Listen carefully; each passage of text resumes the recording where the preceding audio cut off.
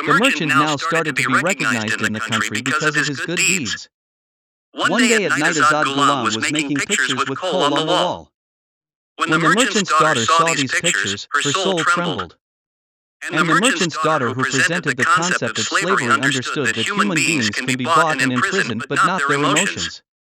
After seeing all this, the merchant's daughter said to the free slave that you can come as you wish. Time passed like this.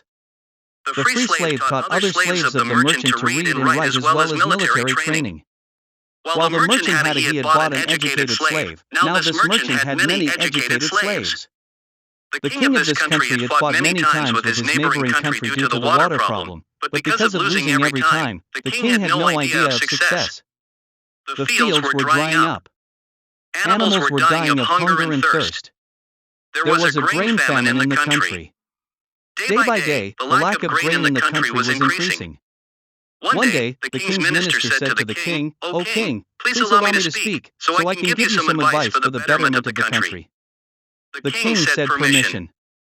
The minister said, "Leaving 2 settlements from here, Abdullah, a merchant, is very far. There are a large number of trained slaves. King Salam, if you send Azad Ghulam as the commander of the army this time, I am sure that this time we will definitely win the war from the neighboring country. The situation is in front of you.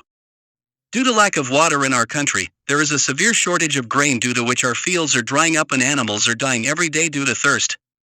People have been forced to leave their country. If you return from the neighboring country after winning the war, you will be appointed to a great position." Azad bowed his head before the king and politely said, "God willing, we will definitely win this war." The king gave the responsibility of his army. The duties were given to Azad. Azad first trained the king's army for several weeks. Then before the army left with a heavy army, the merchant's daughter told Azad that I would also go with the soldiers to take care of the wounded.